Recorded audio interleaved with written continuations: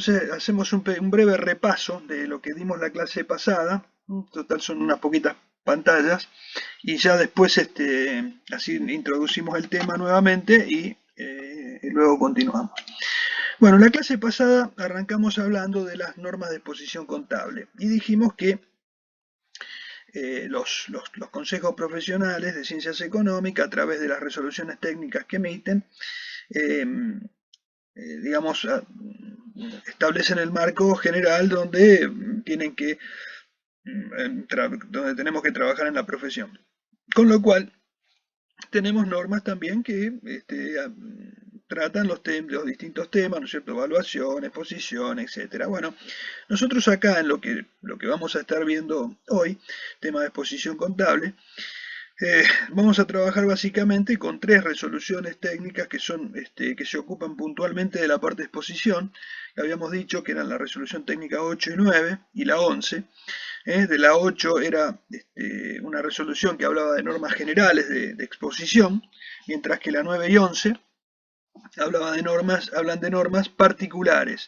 La 9 es para los entes comerciales que persigan fines de lucro, mientras que la 11 era para aquellos entes que no persiguen fines de lucro. Es que, por ejemplo, las asociaciones, los clubes, etcétera.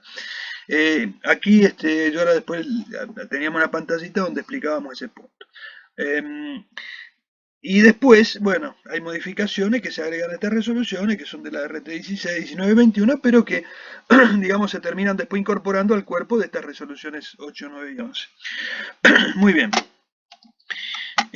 La resolución técnica 8, entonces dijimos que habla de normas generales de exposición contable y son aquellas que regulan la presentación de los estados contables para todo tipo de ente, cualquiera sea la actividad, finalidad, organización jurídica o su naturaleza, pero que son los que persiguen fines de lucro, ¿no es cierto? Para todo tipo de ente. Específicamente cuando hay alguna, que persiguen fines de lucro y los que no persiguen fines de lucro, porque estas son normas generales. Mientras que cuando vamos a la resolución técnica 9, que es una resolución técnica que, digamos, amplía algunos conceptos de la parte general de la 8, pero lo amplía específicamente para aquellos entes que persigan fines de lucro, o sea, para aquellas entidades que, cuando decimos, yo les explicaba que cuando decimos que persiguen fines de lucro, quiere decir que, digamos, la empresa está destinada a obtener utilidades y esas utilidades son para, están destinadas a los socios, accionistas, etcétera, o sea que son los beneficiarios últimos de esa información, mientras que cuando hablamos de entidades que no persiguen fines de lucro no significa que no van a ganar dinero, significa que sí van a ganar dinero, pero o pueden ganar dinero, pero ese dinero que ganen va a ser utilizado no para distribuir entre los socios, etcétera, sino que va a ser para la consecución de los fines para los cuales han sido constituidas. Por ejemplo, qué sé yo, si yo tengo una asociación deportiva, bueno, será el objeto de esa será el desarrollo de las actividades deportivas, etcétera. Entonces, bueno, el dinero que se gane será destinado a lograr más a tener mejores instalaciones, a poder eh, afectar ese dinero a la práctica del deporte, etcétera. Si fueran de otro tipo de destino el que tienen esos bienes, bueno, esos ingresos o el objeto es otro, y bueno, ahí tendríamos que afectarlo a lo que está destinado, al objeto de esa entidad, ¿m? O sea, si es bien público, si es beneficencia, etcétera, lo que sea, ¿no es cierto? Pero nunca va a ser distribuido entre los socios porque, digamos, no persiguen, eso es lo que significa que no persigan fines de lucro. Bueno,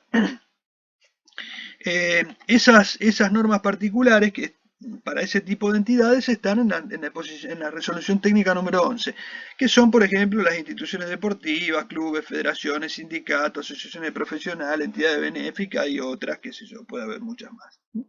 Bien, eso rápidamente para recorrer lo que habíamos dicho de las resoluciones técnicas que hacen de marco a estas normas. Entonces decíamos que había normas comunes a todos los estados contables y que eran aplicables a todos los estados contables para ser presentados a terceros. Ese era el alcance de las normas comunes. Y después teníamos aspectos generales de los estados contables que deben expresarse expresión en moneda homogénea, en un múltiplo de esa moneda, y hay que indicar en la moneda en que están expresados. Y obviamente nosotros acá, cuando presentemos estados contables, vamos a decir que son cifras expresadas en pesos y en moneda homogénea de la fecha de cierre. Por ejemplo, qué sé yo, si cierra el balance el 31 de diciembre, su ejercicio comercial es del 31 de diciembre, bueno, será expresado en moneda homogénea del 31 de diciembre, y obviamente hacemos hincapié en la moneda en la que está presentado, porque bueno, en nuestro caso será en pesos. Puede ser presentado, habíamos dicho, en un múltiplo de esa moneda, o sea, a veces en algunos casos, cuando son cifras demasiado extensas, así, por ahí se pueden presentar en múltiplo de esa moneda, o sea, en miles. Es una forma también de presentarlo. O sea, es válido. Y después, bueno, a todo esto hicimos toda esa introducción y arrancamos entonces ahí ya con los estados básicos. Entonces, cuando hablamos de estados básicos, yo les decía que había 4 estados básicos. El primero es el estado de situación patrimonial o balance general, que es, ¿y por qué? Yo acá le había hecho un comentario con esto, que balance general se refiere siempre al estado de situación patrimonial. ¿Por qué? Porque la resolución técnica 8 habla de estado de situación patrimonial o balance general. O sea, normalmente uno dice el balance general y hace hincapié y lo toma como si fuera un todo, como si fueran el juego de estados contables, y decimos el balance general. Eso, digamos, es como una simplificación, como decirlo así muy vulgarmente, lo que es el balance general. Si vamos específicamente a lo que dicen las normas, en realidad lo que nosotros decimos balance general, en realidad es el juego de estados contables. Acá lo que las normas dicen que es el balance general es solamente uno de los estados, que es el estado de situación patrimonial. Ese es el que se denomina, ese sería el balance general de acuerdo a las normas. Lo que nosotros hacemos normalmente es decir balance general a todo. O sea, al estado de situación patrimonial, de resultado, evolución del patrimonio neto, flujo efectivo, notas, anexos, carátula, todo. Y bueno, y en realidad no es así. El balance general es específicamente el estado de situación patrimonial. Es una aclaración, simplemente Bueno, entonces, el otro estado básico que tenemos es el estado de resultados. El estado de resultados que en los entes sin fines de lucro, o sea, los que, digamos, exponen de acuerdo a la resolución técnica 11 que le comentábamos antes, bueno, en ese caso se llama estado de recursos y gastos. ¿Por qué? Bueno, es una sutileza puntualmente. ¿Por qué? Porque en realidad, como el estado de resultados refleja un poco que así pone un poco más de manifiesto el fin de lucro. En cambio, en los entes sin fines de lucro se denomina estado de recursos y gastos porque es como dar la idea de que en realidad se reciben recursos para afectar a determinados gastos que tienen que ver con la consecución de los fines para los cuales fue fundada esa entidad. O sea que por eso se llama así de recursos y gastos, porque en realidad lo que tenemos buscamos tener ingresos de fondos para poder aplicar al objeto de esa entidad, ¿no es cierto? Bien. El otro estado que también tenemos en cuenta es el estado de evolución del patrimonio neto, que es un estado donde muestra las variaciones que ha tenido el patrimonio neto de la empresa, o sea, lo que sería el activo menos pasivo, o lo que nosotros denominamos la parte que es financiación propia. Bueno, ¿y cómo evolucionó esa parte? Bueno, ahí también nos muestra, es otro de los estados básicos que muestra precisamente la evolución de ese estado de evolución del patrimonio neto. Yo ahora lo comento rápido, porque después lo vamos a detallar bastante. Y finalmente el estado de flujo de efectivo, que este es un estado financiero que difiere de lo que es, no tiene nada que ver con el estado de resultados, sino que es un estado que lo que muestra acá es en qué se originaron los fondos de la empresa y en qué se aplicaron esos fondos. O sea, de dónde provino el dinero que se utilizó durante el periodo del ejercicio comercial. O sea, es decir, de dónde provienen los fondos. Por ejemplo, si yo en el estado de resultado tengo ventas, acá lo que me interesa es lo que se cobró de esas ventas. O sea, cuánto dinero ingresó efectivamente cuánto dinero ingresó por ventas, independientemente de lo que se haya vendido, porque yo puedo vender y no cobrar, o sea, puedo vender y vender a plazo. Entonces, en este estado lo que me interesa es el movimiento de dinero, lo mismo que un gasto. Yo puedo devengar un gasto, pero no pagarlo. O sea, yo puedo devengar un alquiler, puedo devengar los sueldos, puedo devengar cargas sociales, pero por ahí no lo pagué, lo debo. Entonces, como gasto lo tomé, pero no salió el dinero. Entonces, si no salió el dinero, acá en este estado de flujo efectivo, no lo considero. O sea, considero solamente lo que haya movido dinero, tanto sea ingresos como egresos. Entonces, es un estado netamente financiero. Y estos son los cuatro estados básicos que tenemos. Bien.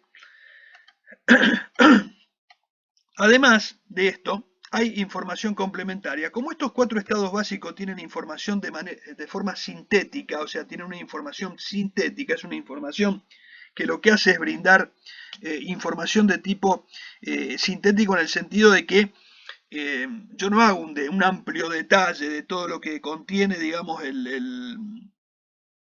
cada uno de los estados. Por ejemplo, si yo en el estado de situación patrimonial tengo en el activo cuentas por cobrar por ventas, yo no tengo, digamos, un detalle de las distintas cuentas por cobrar que tengo. Yo puedo tener cuentas por cobrar de ventas en el mercado local, puedo tener ventas en el exterior, puedo tener distintos tipos de ventas, ¿no es cierto?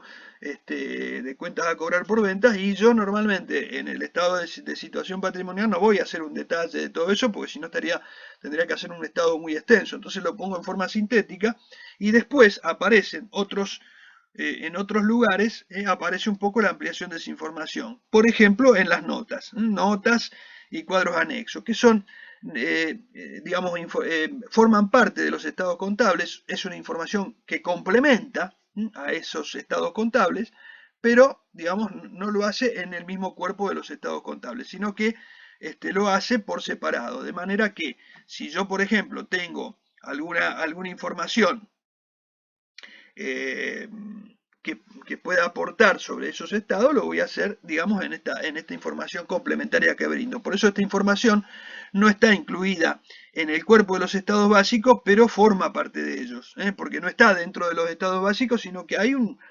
capítulo aparte donde tengo todas las notas. Y en esas notas, ahí detallo las cosas o hago las aclaraciones que necesito hacer. Por ejemplo, que si tengo una previsión, puedo hacer una nota donde explico el motivo de esa previsión. Si yo tengo, si es necesario, si no, no, pero en algunos casos, por ahí, si fuera algún caso muy puntual o que pueda ser relevante, bueno, puedo hacer una aclaración en nota, de ese tema y de cualquier otro tema. Hay notas que son muy específicas, notas que a lo mejor hablan de distintos aspectos generales, por ejemplo, de las normas de exposición, de las normas de evaluación, de algunos otras. Después hay notas más específicas que hablan de la composición de los distintos rubros y algunas notas que aclaran distintos aspectos importantes o salientes o que merezcan aclararse. Y después también tenemos los cuadros anexos, que son también son cuadros que brindan información complementaria. Por ejemplo, yo les explicaba el otro día el caso de los bienes de uso. Por ejemplo, yo en el estado de situación patrimonial yo voy a tener un número que va a decir bienes de uso y voy a tener un número total. Ese número total en realidad me da un monto, pero no me explica qué tipo de bienes de uso tengo. En cambio, si yo quiero ver cómo se compone, o sea, quiero ver cómo está integrada esa información, ese dato, ese número, entonces yo digo, bueno, ese número está integrado por determinados bienes y esos bienes los voy a tener por lo menos clasificados por rubro en un cuadro donde voy a poner cuál es el valor de origen, si hay altas, si hay bajas, cuáles son las amortizaciones acumuladas, las amortizaciones del ejercicio, el valor residual, y bueno, y lo voy a tener por lo menos clasificado por rubro. No tengo un detalle bien por bien porque eso ya sería un inventario de los bienes, pero sí en un cuadro por lo menos expuesto por rubros. ¿Qué son los rubros? Bueno, terrenos, edificios, maquinarias, rodados, etcétera. O sea, después vamos a ver cuadros, así que esto, digamos, lo comento brevemente como introducción. Entonces estos cuadros van a ser de información complementaria. Y también el otro punto, la otra información complementaria que tenemos es el encabezamiento. Yo les había explicado que el encabezamiento no es ninguna parte, ningún encabezamiento de un cuadro, ni de un estado, ni nada, sino que el encabezamiento es una especie de carátula que tenemos delante de los estados contables para, digamos, para presentar esos estados contables, donde dice, bueno, la razón social de la empresa, el quit, la fecha de cierre del ejercicio, la inscripción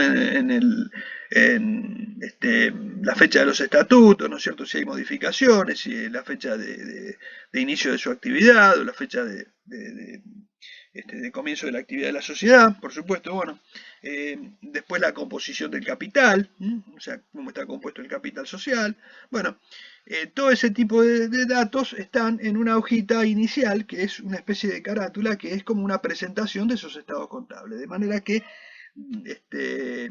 ahí vemos por lo menos esa información inicial, como para tener una idea de como una presentación de esos estados contables de la empresa y de los principales datos como para darnos una idea de qué empresa estamos viendo. Bien, y después lo que hacemos también es en, en esos estados contables, bueno, notas, etcétera, bueno, después va a haber otra parte que va a estar, lo único que va a faltar acá va a ser el dictamen. Bueno, en algún caso la memoria, que es un escrito que presentan el directorio generalmente de las empresas, que digamos hacen un raconto de lo transcurrido en el año. Y después, bueno, también los distintos informes que pueden ser el del auditor y el del síndico, que son los informes del contador certificante, lo que normalmente decimos el contador certificante, que sería el profesional, el que elabora, digamos, que elabora el dictamen acerca de la razonabilidad de los estados contables. Y bueno, después puede haber informe también de sindicatura, que es el miembro que corresponde al análisis de legalidad y que responde también a los accionistas. De esa manera, bueno, se complementarían formarían parte, digamos, del juego de estados contables, pero no o sea, serían, digamos, acompañarían esos estados contables, ¿no es cierto? Pero, digamos, la información complementaria de los estados contables son estas que estoy mencionando: el encabezamiento, notas, cuadros y anexos. Bien. Además, les había comentado que en algunos casos, cuando hay control de una empresa en otra,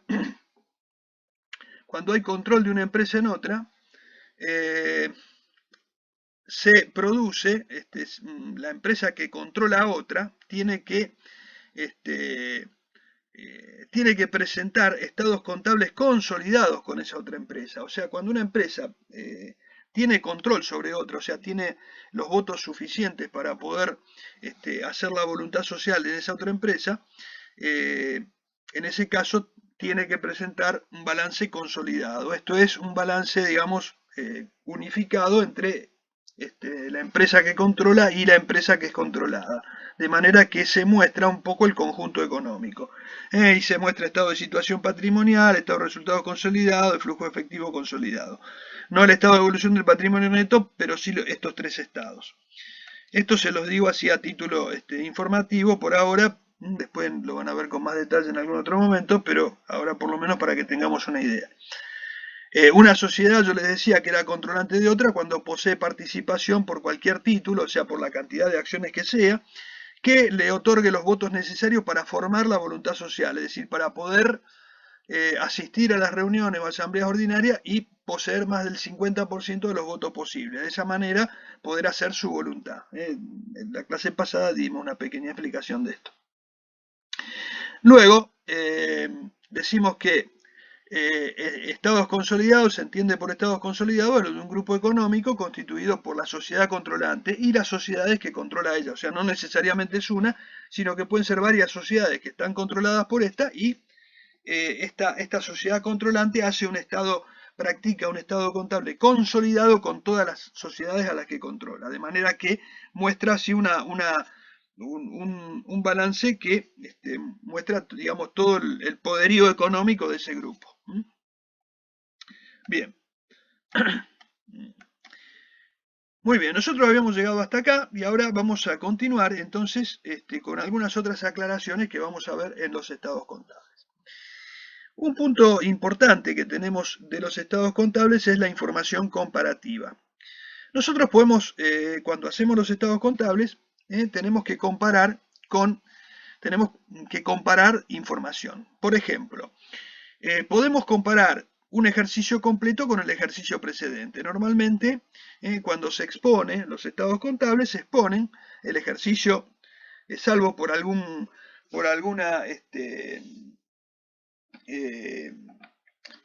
caso que a lo mejor se ha hecho algún tipo de concesión y por algún cambio, alguna situación puntual, alguna norma ha dispensado de la comparación de un ejercicio con el ejercicio anterior, por algún caso puntual, como ha ocurrido ahora hace poco con el tema de cuando se implantó nuevamente el ajuste por inflación, bueno, pero en general siempre los estados contables tienen que presentarse de forma comparativa. Esto es, que yo muestro los estados contables comparados con el ejercicio anterior. Por ejemplo, si muestro el estado de situación patrimonial, muestro el del ejercicio y al lado el del ejercicio inmediato anterior. Por ejemplo, si yo tengo un estado que cierra el 31 de diciembre de 2020, yo muestro el 31 de diciembre de 2020 y al lado el 31 de diciembre de 2019. Lo mismo con el estado de resultados, lo mismo hago con el estado de evolución del patrimonio neto, lo mismo con el estado de flujo efectivo y lo mismo con las notas y lo mismo con los cuadros anexos. O sea, siempre voy a tener la información del ejercicio anterior. Esto me permite, así rápidamente, a veces cuando estoy trabajando con los estados contables, poder establecer distintas variaciones que tuve. Y si, por ejemplo, tengo un estado de situación expresado en moneda constante, también el del ejercicio anterior lo tengo que reexpresar a la misma fecha del estado contable que tengo. O sea, si yo, por ejemplo, tengo un estado de situación patrimonial al 31 de 12 del 2020, el comparativo tendrá que ser el del 31 de 12 del 2019, pero expresado en moneda del 31 de 12 del 2020, es decir, que son monedas de una misma fecha, de manera que eso se pueda comparar. ¿Y qué me permite? Y bueno, me permite ver si hay alguna evolución, si hay alguna involución, si bajó algún rubro, si subió, si disminuyó, si por ejemplo si comparo resultados lo mismo, si las ventas subieron, si bajaron en términos numéricos, ¿no es cierto? Después, bueno, obviamente hay otros análisis que podría hacer, pero en principio me permite, digamos, hacer algún tipo de comparación con ejercicios anteriores, ver algún tipo de variaciones. Y eso lo puedo hacer únicamente si yo tengo información comparativa. Por eso se presenta de esa manera, de manera que uno pueda tener en un mismo estado, en un mismo juego de estados contables, la información del ejercicio que se está mostrando y comparada la del ejercicio anterior. Por otro lado, en el caso de que tuviera ejercicios intermedios, lo que pondría como comparación en el estado de situación patrimonial tendría el mismo estado a la fecha de cierre del ejercicio completo precedente. O sea, ejercicios intermedios, ¿cuáles son? Por ejemplo, las empresas que cotizan en bolsa tienen obligación de presentar balances trimestralmente. O sea, que en un ejercicio de un año muestran 4 balances. Primer trimestre, segundo trimestre, la información al primer trimestre, al primer semestre, a los 9 meses y al año. O sea, al año, o sea, van acumulando información. O sea, presenta el primer trimestre, los primeros 3 meses, después hace un balance de los primeros 6 meses, después hace un balance de los primeros 9 meses, o sea, de los 9 meses, y a los 12 meses otro balance. O sea, hay información que se va brindando, acumulativa, durante el ejercicio, pero se presentan balances intermedios. Esos ejercicios intermedios, si hay que presentar información comparativa en la parte del estado de situación patrimonial, se presentaría el ejercicio que cerró anteriormente. Bueno, y en el estado de resultados, no, lo que presentaríamos sería el periodo equivalente del ejercicio precedente. O sea, si yo acá presento los resultados de los primeros 3 meses, muestro los resultados de los primeros 3 meses del ejercicio anterior. Si muestro los 6 meses, lo mismo y así. Y bueno, y en el caso de que haya alguna modificación de ejercicios anteriores, también tendré que considerarla en los estados contables. Esto se los digo un poco, esto es muy técnico. Eh, o sea, más que nada es puntualmente si yo me vi en la obligación de ajustar resultados de ejercicios anteriores, cuando yo hago un comparativo, lo que tendría que hacer es en ese comparativo corregir lo que, digamos, corregí en este ejercicio como ajuste de ejercicios anteriores. O sea, corregirlo también en el ejercicio, en el comparativo. Eso, digamos, para que se pueda comparar bien. Bien, sí, sí, sí, sí.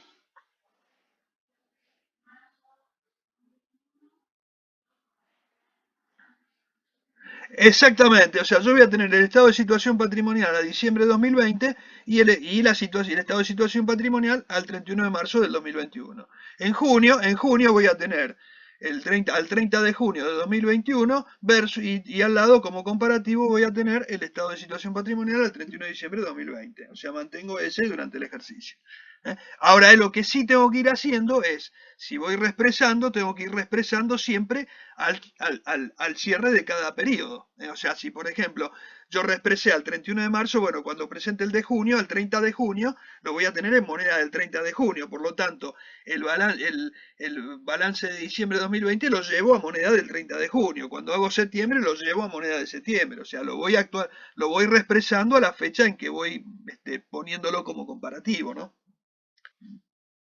O sea, siempre cuando trabajo en moneda constante, yo tengo que trabajar en moneda constante toda la información. O sea, tanto el balance que estoy exponiendo, el cierre actual, con el ejercicio anterior también tiene que estar en moneda constante todo a la misma fecha. De manera que siempre a la fecha de cierre del actual. De manera que sea comparativo. Porque una de las cosas por las que mostramos en moneda constante es precisamente para no distorsionar información, es decir, para tener todo en una misma moneda y que la comparación sirva, porque si no, ustedes imagínense que, por ejemplo, si yo comparo ventas de un ejercicio con otro, yo puedo decir, uy, con este ejercicio aumentaron muchísimo las ventas y a lo mejor no aumentaron. Si expreso el otro, no. Entonces a lo mejor están parecidas o hasta disminuyeron. Y por eso tengo que mostrarlo también reexpresado, ¿no es cierto? Bueno, eh, Bueno, acá hablo un poquito de lo que es síntesis y flexibilidad. Cuando yo les comenté antes que los estados tienen información sintética, también hablamos de información flexible, o sea, sintética y flexible. Por un lado, ¿qué quiere decir esto? Bueno, que nosotros, o sea, si bien brindamos información sintética y también esa información también puede tener cierta flexibilidad. Es decir, por ejemplo, nosotros podemos adicionar o suprimir elementos de información teniendo en cuenta su importancia. O sea, por ahí a veces podemos, digamos, las normas contables te dan un esquema de cómo debe estar presentada la información. ¿Para qué? Para que todos presentemos de acuerdo a un esquema similar, no que cada uno lo haga como a cada uno le parece. Entonces, digamos, hay no digo una fórmula, pero sí una, un esquema de exposición. Ese esquema de exposición a veces podemos evitar alguna información. Por ejemplo, si yo, no sé, tengo en algún caso, por ejemplo, no sé, en los bienes de uso, tengo en el ejercicio no hubieron bajas, o sea, por ahí evito poner una columna que diga baja porque para ponerla en cero en el anexo no lo pongo. O sea, directamente no menciono eso porque, digamos, está en cero, o sea, no va a tener información. Entonces, por ahí, para no hacer un cuadro extenso, si alguna información no existe, no hay nada, no se pone. Eh, yo recuerdo que antes, cuando yo empecé a estudiar en la secundaria, me acuerdo que antiguamente se exponía, por ejemplo, en algunos casos había información que, por ejemplo, no había y se ponía no hay. O sea, entonces, en este caso no ponemos no hay o ponemos cero. Si hay algo es cero, no lo ponemos directamente, obviamos ese punto. Eh, eh, Obviamente por ahí a veces podemos hacer alguna aclaración en notas de alguna situación, pero bueno, pero nada más.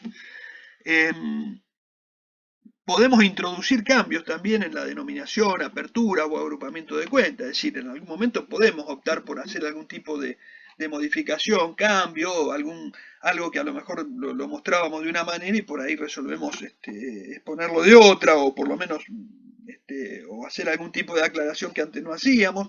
Bueno, ese tipo de cosas lo podemos hacer, o sea, no es que siempre tenemos que mantenernos rígidos. Digamos, a veces podemos llegar a la conclusión de que alguna información conviene mostrarla de otra manera o ampliarla, bueno, lo podemos hacer. Siempre conservando el principio de mostrar información, digamos, sintética en los estados básicos, y después, bueno, explayarnos un poquito más si necesitamos aclarar algo en una nota o en anexo. Bueno, utilizar paréntesis para indicar las cifras negativas con relación al activo pasivo, resultado de origen y aplicación de efectivo, equivalente de efectivo, etcétera. Bueno, eso, digamos, tenemos ahí un poquito de libertad para hacer eso.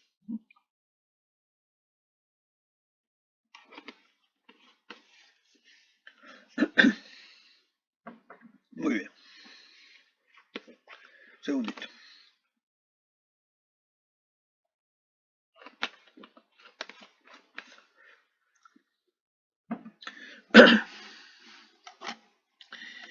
Bueno, vamos a hablar un poquito de las partidas de ajuste de la evaluación. Ustedes recuerden que cuando nosotros hablamos de evaluación, hablamos de qué? De evaluación, ¿de qué cosa? De cuentas, fundamentalmente de activo o de pasivo. El pasivo más que, bueno, lo que evaluamos ahí, lo que le ponemos valor a las deudas, ¿no es cierto? A las obligaciones. En cambio, en el activo también vamos a evaluar todos aquellos bienes o derechos que tengamos dentro de nuestro activo.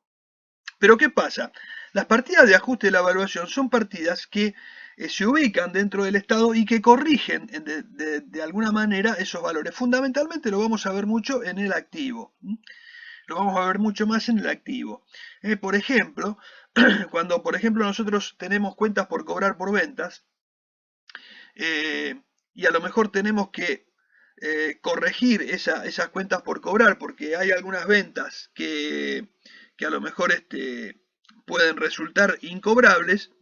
Nosotros podemos ajustar esas ventas haciendo algún tipo de previsión por incobrables. Entonces, en ese caso, lo que hacemos es ajustar o regularizar esa cuenta por cobrar, porque esa previsión que podemos hacer por incobrable puede ser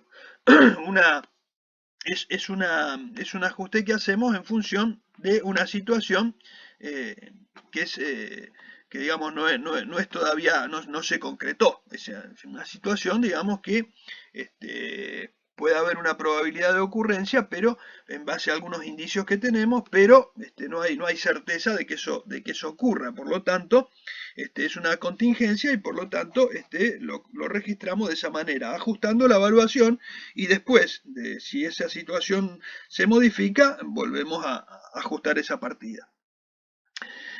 Lo mismo a veces ocurre puede ser con desvalorización de mercaderías o de bienes de cambio, ¿no es cierto? Que por ahí hacemos algún tipo de ajuste de esa evaluación. Lo mismo, por ejemplo, en el caso de los bienes de uso, las amortizaciones. Las amortizaciones acumuladas que hacen ajustar la evaluación, porque en definitiva yo también cuando tengo un activo lo compré a un valor, y cuando voy registrando amortizaciones de los distintos ejercicios, lo que estoy haciendo es corregir ese valor inicial que le di al bien. O sea, yo incorporé un bien y después lo voy amortizando y entonces voy ajustando la evaluación de ese bien, porque el bien me va a quedar valuado a su valor de origen menos las amortizaciones acumuladas. Eh, en el caso de, por ejemplo, bueno, acá lo aclaro, ¿no es cierto?, de incobrabilidad, los créditos, casos de incobrables, yo les comenté también de los bienes de cambio, puede ser por desvalorizaciones, el caso de los bienes de uso con las amortizaciones, y, y bueno, eso básicamente sería lo que nosotros conocemos como partida de ajuste de la evaluación. Bien.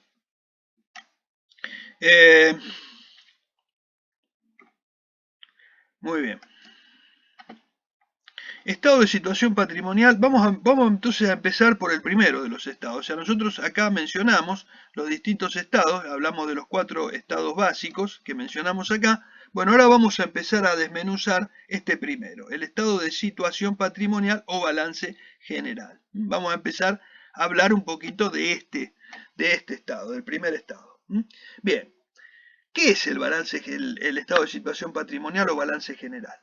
Bueno, el balance general muestra la naturaleza, decimos, y cantidad de los recursos económicos de la sociedad. Acuérdense de esta palabra, recursos económicos.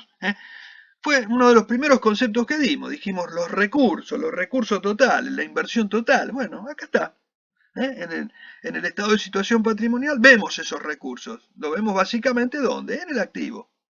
En el activo. Y eso a un momento determinado. También las obligaciones hacia los acreedores, la participación de accionistas sobre dichos recursos. Entonces, bueno, acá tenemos sobre esos recursos totales cuánto le debemos a los acreedores y cuánto es de los accionistas. O sea, básicamente lo que vimos nosotros ya hace tiempo con este aspecto, ¿no es cierto? Lo que es el estado de situación patrimonial, ¿no es cierto? Activo menos pasivo igual a patrimonio neto. O sea, esto es la ecuación contable que nosotros vimos cuando arrancamos con este tema. O sea, cuando empezamos la materia. O sea, uno de los primeros conceptos que vimos fue cuando hablamos de el esquema de financiación empresaria. Fue uno de los principales conceptos, de los primeros conceptos que estuvimos viendo. Bueno, entonces, en este estado de situación patrimonial lo que vamos a mostrar es precisamente esta ecuación patrimonial va a quedar plasmada en este estado de situación patrimonial, que es el que nos va a mostrar el esquema de financiación empresaria. O sea, cuando nosotros decimos, ¿dónde vemos el esquema de financiación empresaria? Acá, en el estado de situación patrimonial. En el estado de situación patrimonial podemos ver claramente el esquema de financiación empresaria. Bien, bueno, acá hay una aclaración que en las sociedades controlantes que presentan los estados consolidados que habíamos hablado antes, también presentará el activo, el pasivo, como un pasivo. Esto es un tecnicismo, por ahí obviémoslo porque acá está puesto, pero digamos no lo voy a detallar mucho porque no lo vamos a ver. Ahora es un tema de exposición y puntualmente para los estados consolidados y realmente no vamos a tocar este punto. Simplemente que cuando nosotros unificamos los balances por un tema técnico de la forma de hacerlo, o sea, sumamos los estados contables, pero como hay una parte que no pertenece a la empresa controlante, porque hay otros terceros que participan en la empresa, en las empresas que controla, o sea, no es 100% controlada, sino que a lo mejor tiene una parte de esa empresa, pero la controla, pero no es toda de esa empresa. Entonces, a la parte que tienen los terceros se expone como si fuera una especie de pasivo. Pero eso es un tecnicismo y no quiero ahondar en eso porque no vamos a tomar ningún tipo de ejercitación ni vamos a hacer preguntas sobre ese tema, por lo tanto no los quiero abrumar con eso porque, digamos, requiere más explicaciones, más cosas y no los quiero confundir. Simplemente lo puse acá nada más que a título informativo, para que no quede incompleta, digamos, el material. Bien, entonces acá presentamos un poquito lo que sería este estado de situación patrimonial. Muy bien, ¿de qué se compone este estado de situación patrimonial. Vamos a empezar entonces por el activo.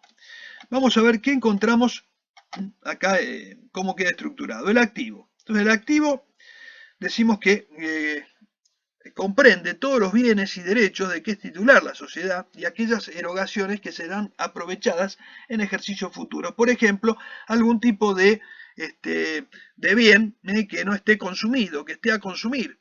Porque, por ejemplo, yo puedo hacer una erogación para comprar bienes, qué sé yo, supongamos que yo compro,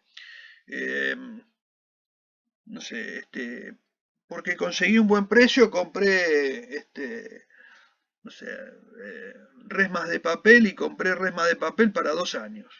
Entonces, si a lo mejor yo las compré cerca del cierre del ejercicio, por ahí al cierre me quedan un stock importante y no la mando toda al gasto, porque no la consumo toda en ese ejercicio, sino que las voy a utilizar en futuros ejercicios. Entonces por ahí ese gasto, digamos, lo tengo, activo una parte de eso, una parte lo mando a gasto y otra parte lo tengo como si fuera un bien de cambio, o sea, lo dejo dentro de mi activo, porque si no estaría castigando al ejercicio. O sea, un gasto, por ejemplo, que hice para aprovecharlo en futuros ejercicios, por ejemplo. Eh, entonces, bueno, comprende todos esos bienes y todos los derechos que tiene la sociedad, pero básicamente son los bienes y derechos que tiene. Esos son bienes, son bienes que tiene la sociedad a una determinada fecha, o sea, bienes monetarios, mercaderías, bienes de uso, etcétera, y los derechos de lo que es titular la sociedad. ¿Qué son los derechos? Los créditos, todo aquello que tiene derecho a percibir. O sea, un crédito es, ¿qué tenemos en los créditos? Las cuentas a cobrar, por ejemplo, ¿con qué? Por ventas. Entonces, bueno, son ventas que tengo que cobrar, ventas que efectué y que tengo que cobrar. Esas ventas constituyen un derecho al cobro. Bueno, ese derecho al cobro yo lo tengo,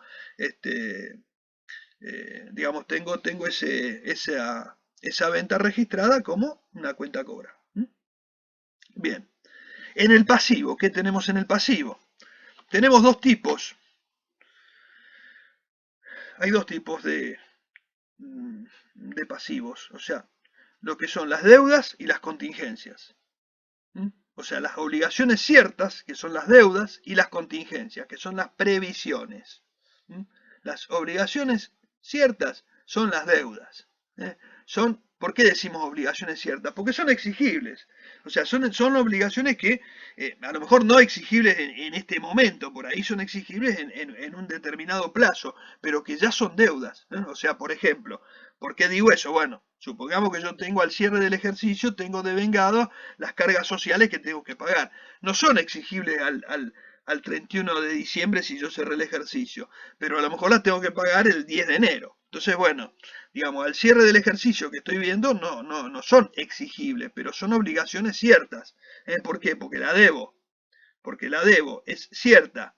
O sea, se van a transformar en exigibles cuando vence el plazo, pero son obligaciones ciertas. O sea, lo tengo que pagar. Es una deuda, es deuda. Es deuda. Ahora, por ejemplo, si yo tengo, como en el caso de las previsiones, no, porque las previsiones no es una deuda, la previsión es una contingencia, o sea, la previsión no es una deuda, no es una obligación cierta. ¿Por qué? Porque si yo, por ejemplo, tengo constituida una previsión para un juicio, ese juicio todavía no tiene sentencia, yo no sé si voy a ganar, si voy a perder, si voy a tener que pagar todo lo que tengo previsionado, si alguna parte no la voy a pagar, cómo va a salir, si va a salir favorable, si no, o sea, tengo indicios, entonces eso me hace que yo vaya constituyendo una previsión, pero no hay ninguna certeza.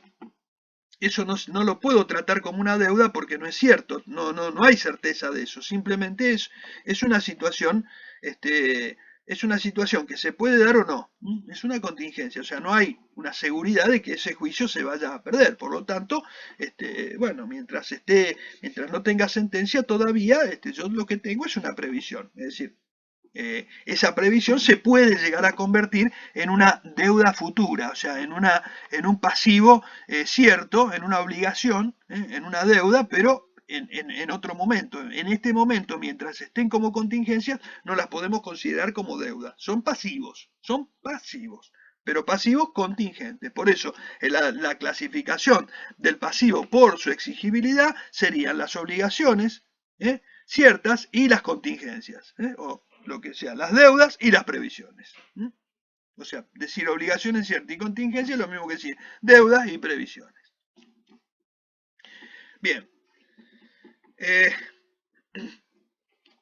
El patrimonio neto. Bueno, el patrimonio neto resulta es el exceso del activo sobre el pasivo.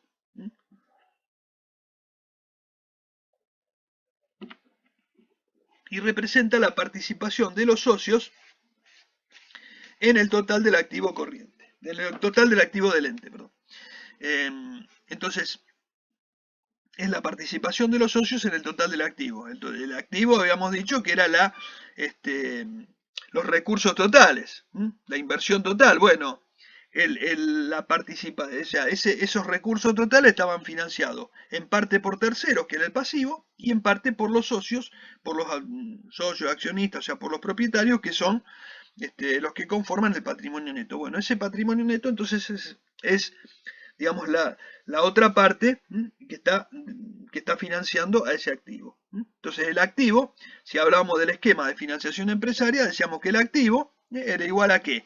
Es lo que dijimos acá, activo menos pasivo igual patrimonio neto, o activo es igual a pasivo más patrimonio neto. O sea, si el pasivo acá lo paso de este lado de la fórmula, yo tengo que el activo está financiado por el pasivo y por el patrimonio neto. Es lo que estamos diciendo acá. Bien. Y esto, bueno, también se los doy a título informativo, en el caso de que participación de terceros en sociedades controladas solo en los estados contables consolidados representa la parte del patrimonio neto de las sociedades controladas que es propiedad de terceros, accionistas no controlantes ajenos al grupo económico. Esto se muestra como si fuera una especie de pasivo, o sea, se muestra el activo, parte de ese activo somos dueños, de ese activo consolidado es de la sociedad que controla y parte lo tienen, digamos, otros terceros. Entonces, bueno, se presenta como una especie de pasivo. Pero eso, digamos, es técnico. Esta partecita está puesta simplemente a título informativo para que les quede completa la publicación, pero no, pero digamos, no lo vamos a desarrollar ahora. Bien. Clasificación. Vamos a ver. ¿Cómo se clasifican las partidas de activo y pasivo? Así, en una primera clasificación.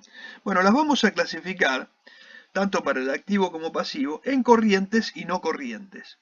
A ver si actuamos un poquito en conjunto. ¿Qué idea tienen ustedes de corriente y qué es no corriente? No lean acá, díganme con sus palabras, que entienden por corriente o por no corriente, ¿no? Bueno, acá mucho no explico, pero...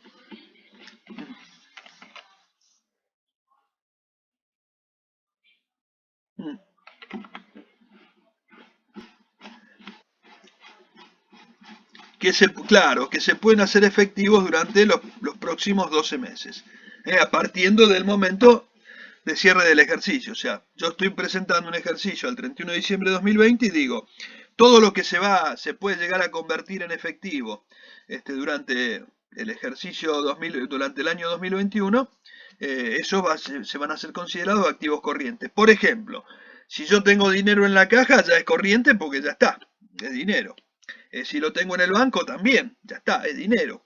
Si tengo, por ejemplo, un plazo fijo a 180 días, y bueno, también se va a convertir, digamos, en efectivo en ese periodo. Si tengo mercaderías a la venta, se supone que las tengo para vender, las tengo en el activo corriente. ¿Por qué? Porque si las vendo, teóricamente se van a tener que convertir en efectivo en los próximos 12 meses. Salvo que tenga sea algún tipo de bien que a lo mejor por su plazo de fabricación, así, exceda el periodo, ¿no es cierto? Qué sé yo, si estoy construyendo, no sé, un barco, algo así, algún bien muy grande que a lo mejor su construcción a lo mejor excede, por ejemplo, el año, el ejercicio económico, entonces, bueno, ahí puedo llegar a clasificarlo como no corriente, pero si no, también lo voy a tener siempre como corriente.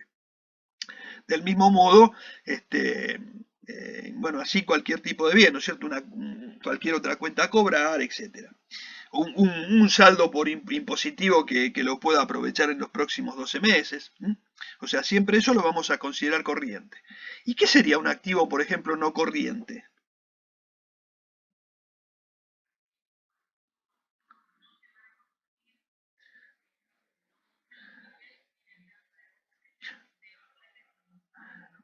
A ver, y por ejemplo, si yo te digo que me des un ejemplo de un activo no corriente, el más común de todos, quizás, el que más fácil podemos encontrar. Bienes de uso, exactamente. Exactamente, bienes de uso. Bueno, acá Tomás me dice rodado, sí, rodado es un bien de uso. ¿Eh? Eh, o sea, si son rodados, ¿no es cierto?, para uso de la empresa, ¿no es cierto?, que sea camiones, automóviles o lo que sea, pero que son para uso de la empresa. ¿Eh? Cualquier tipo de bien de uso, una máquina, un edificio, un terreno, lo que sea. O también algunas inversiones que son de largo plazo. Cualquier inversión que pueda ser de largo plazo. No necesariamente una inversión, estamos hablando de una inversión financiera. Yo puedo tener un inmueble como inversión. Puedo decir, bueno, tengo unos fondos ociosos y entonces tuve la posibilidad de invertir en algo y compro un inmueble. Y bueno, lo tengo ahí como una reserva, digamos, como una inversión. Y a lo mejor en algún momento necesito el dinero y bueno, este, puedo especular con la valorización de ese inmueble. O sea, eh, es perfectamente factible eso, ¿no es cierto? En algunos casos se puede dar. Eh, y bueno, también puedo tener algún tipo de inversión así de tipo financiero, inversiones en otras empresas. Por ejemplo, puedo tener acciones de otras empresas. Y esas acciones, si yo no las tengo pensado vender, o sea, si no son acciones que, por ejemplo, que no cotizan en bolsa, que son acciones generalmente que son de empresas que no cotizan ni nada, bueno, las puedo poner como, las voy a tener como no corrientes, son inversiones de tipo permanente y a veces pueden ser de acciones que cotizan, de empresas que cotizan en bolsa, pero que yo las tengo como permanentes dentro del activo no corriente porque no tengo en mi objetivo venderlas, o sea, las quiero mantener. Distintos son aquellas inversiones transitorias, o sea, por ejemplo, cuando a lo mejor tengo inversiones en bonos, en acciones, etcétera, y voy comprando, vendiendo todo el tiempo. Entonces, bueno, en ese caso sí las tendré como en el corriente, pero si son inversiones, por ejemplo, en una empresa donde yo participo de una empresa, mi empresa participa de otra y esas acciones las tengo con carácter de permanencia en esa empresa, bueno, las mantendré en el activo no corriente. O sea, siempre está en el ánimo de la empresa de cómo lo quiero mantener o cómo lo puedo mantener. Bueno, entonces ahí estamos hablando de eso. Si hablamos de pasivo, lo mismo, lo clasificamos en corriente o no corriente, porque son pasivos, son deudas que van a ser exigibles dentro de los próximos 12 meses o que esas deudas van a exceder esos próximos 12 meses. ¿eh? Por ejemplo, ¿qué ejemplo podemos poner? Bueno, supongamos que yo tengo un préstamo.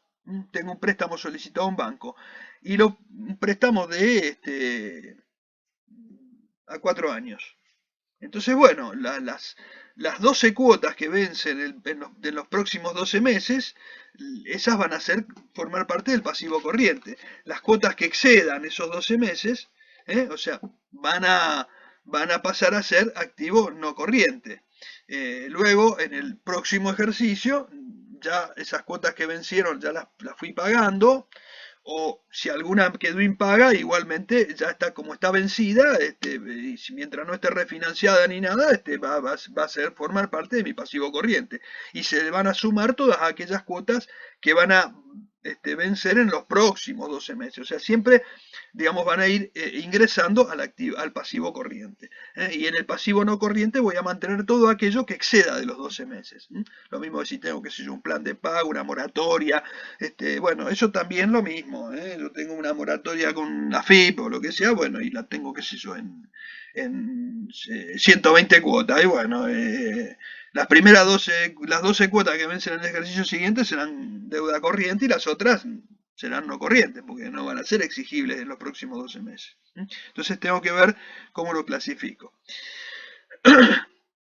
Sí,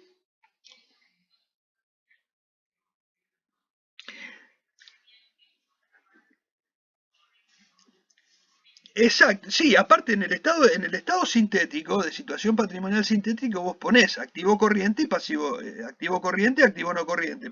O sea, porque por ejemplo los bienes de uso, si bien los ponés en forma sintética, ponés bienes de uso el total, vos lo tenés que poner, lo clasificás dentro del activo corriente o activo no corriente. O sea, si por ejemplo, qué sé yo, tenés un bien de uso que lo tenés destinado a la venta, a lo mejor, qué sé yo, tenés un terreno que lo pusiste a la venta y lo tenés pensado vender en los próximos 12 meses, entonces a lo mejor lo podés hasta clasificar en el activo corriente, es en ese caso.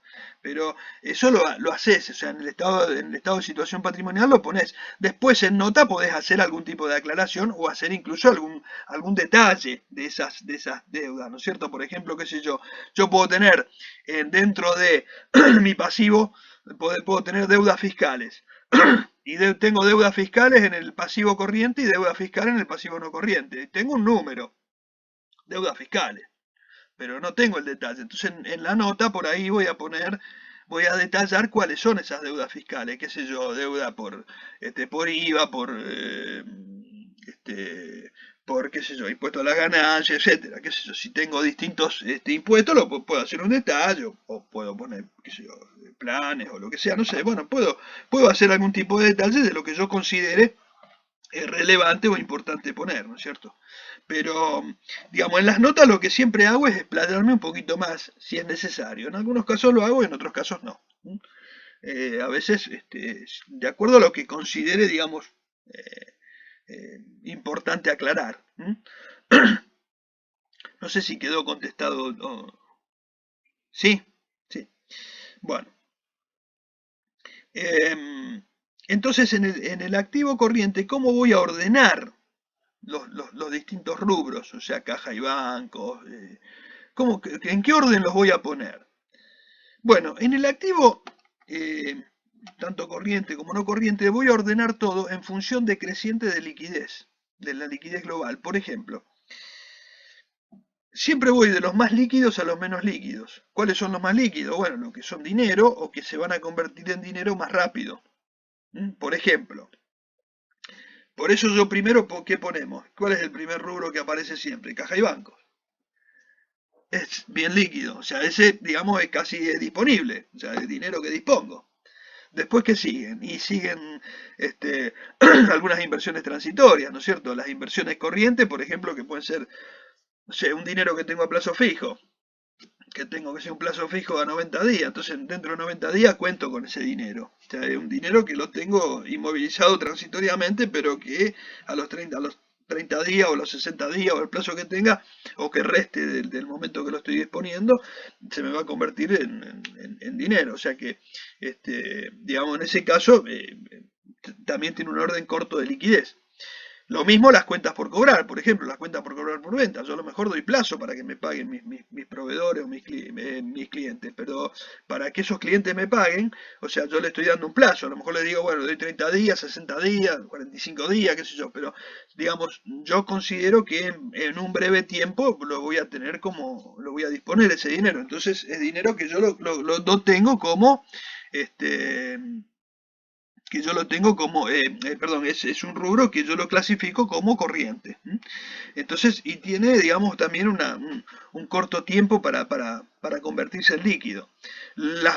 Por ejemplo, las mercaderías ya vienen un poquito después, ¿por qué? Porque la mercadería primero la tengo que vender y después la tengo que cobrar. O sea, primero tengo que venderla para poder cobrarla. O sea, la puedo vender al contado o no, pero todavía no están vendidas. O sea, no sé cuándo las vendo, si las vendo dentro de un mes, dentro de 2 meses o dentro de 3 meses. Entonces, por ahí, a lo mejor la vendo y la cobro antes que lo que cobré una cuenta por cobrar, pero bueno, eso a veces puede pasar, pero en general la mercadería, digamos, está en una etapa anterior al de la cuenta por cobrar. La cuenta por cobrar por venta, por ahí es una cuenta que yo ya vendí la mercadería y ahora estoy esperando cobrarla. O cobré una parte y me falta cobrar otra. Pero en cambio, o sea, hay un orden. Entonces, bueno, lo voy haciendo por ese orden decreciente de liquidez. Y ya cuando voy llegando a los no corrientes, por ejemplo, los bienes de uso ya son los menos líquidos. Fíjense que los bienes de uso están en el activo no corriente y son los menos líquidos de todo. ¿Por qué? Porque el bien de uso yo no tengo el ánimo de venderlo. O sea, simplemente, salvo que, bueno, como te decía antes, que por ahí tenga decidido algún bien venderlo, en un tiempo, bueno, en ese caso a lo mejor lo puedo clasificar en corriente, pero si no, generalmente va a estar en el no corriente, porque van a ser los menos líquidos. O sea que ahí hay un orden decreciente de liquidez, ¿eh? Los más líquidos primero y los menos líquidos después. ¿Qué ocurre? ¿Qué pasa en el pasivo? En el pasivo, lo que exponemos primero son las obligaciones ciertas y después las contingencias. O sea, primero las deudas y después las previsiones. Ahora, ¿en qué orden exponemos esas deudas?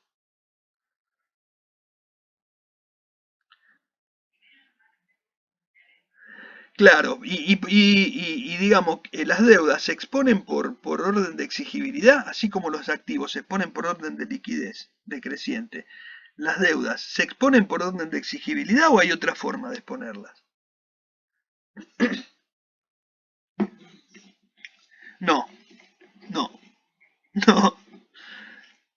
No, porque a veces por ahí puede haber, lo pregunto a propósito, porque por ahí puede haber alguna confusión, o a veces en los exámenes se hace esa pregunta, y entonces una de las preguntas que por ahí se suele hacer es el tema de este, la clasificación por orden de exigibilidad. Entonces, ¿cuál es la clasificación por orden de exigibilidad? Y las obligaciones ciertas y las contingentes. O sea, las deudas y las previsiones. Ese es el orden de exigibilidad. Pero dentro de las obligaciones ciertas prácticamente están todas, supongamos, porque en general previsiones puede haber algún juicio, alguna cosa así, pero en general todo lo que va en el pasivo van a ser generalmente obligaciones ciertas. O sea, que sea deudas comerciales, deudas fiscales, deudas sociales, etcétera. O sea, todo eso, digamos, va a formar parte del pasivo. Y dentro de esas deudas, las clasifico como por orden de exigibilidad. Bueno, ya te dije que no. Entonces, ¿qué forma de clasificar tienen? Candela me dijo algo recién antes. Me habló de comerciales, bueno, de eso.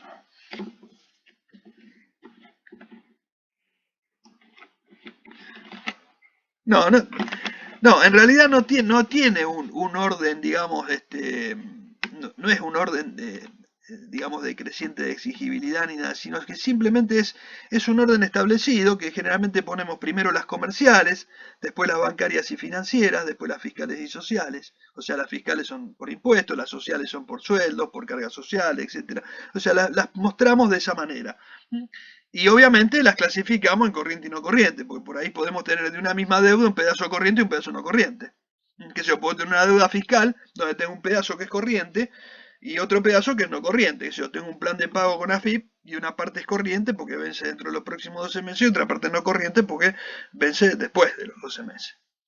Entonces, pero digamos, la clasificación ahí dentro de lo que es las obligaciones ciertas, o sea, del pasivo, ahí no tenemos una clasificación, digamos, como en la otra que era decreciente de liquidez, sino decreciente de exigibilidad, sino que acá lo que hacemos es establecer esa clasificación que tenemos dada por tipo de obligación, ¿eh? Generalmente entonces por eso primero clasificamos las comerciales, después las bancarias financieras, después las fiscales, sociales, etc. Y otras deudas que pueda haber. Esa es un poco la forma de exponerlo. De esa manera. Bueno, hasta acá. ¿Alguna pregunta? Bueno, muy bien. Entonces ahora vamos a seguir un poco entrando en cada uno de los rubros. Vamos a empezar a ver un poquito, vamos a repasar ahora los distintos rubros del activo. Vamos a empezar. Activo corriente, entonces. Activo corriente, ya esto lo aclaramos, dijimos son aquellas que esperamos, partidas que esperamos convertir en dinero o su equivalente dentro del año, o sea, los 12 meses a partir de la fecha de cierre del periodo a que se refieren los estados contables o si ya lo son a esa fecha. Porque ahí sí, o si ya lo son a esa fecha. Y porque, por ejemplo, lo que yo le decía, si yo tengo dinero en caja y banco, ya está convertido en dinero. Si, por ejemplo, qué sé yo, tengo cualquier dinero que yo tenga disponible, ya está, ya está convertido, o sea, ya son a esa fecha dinero. ¿Eh? En cambio, por ejemplo, qué sé yo, si yo tengo como le decía antes, un plazo fijo a, no sé, a 90 días, bueno, yo sé que en los próximos 3 meses se convierten en efectivo. Entonces, digamos, lo considero dentro del corriente. ¿Mm? Entonces, bueno, acá lo explicamos un poquito, son aquellos caja y bancos, son aquellos activos que tienen poder cancelatorio ilimitado, ¿eh? O sea, ¿por qué? Porque yo dispongo del dinero y bueno, puedo cancelar cualquier tipo de obligación. O sea, cualquier obligación puedo pagarla con dinero. Eh, y otros con características similares de liquidez, certeza, efectividad, ¿cierto? Son aquellos que, bueno, que digamos, tienen características que se pueden convertir en líquido rápidamente. Certeza, efectividad, por ejemplo, cuando yo decía, si yo tengo un plazo fijo, yo sé que se me va a convertir en dinero en una determinada fecha, entonces, bueno, digamos, van a tener un poder cancelatorio en breve.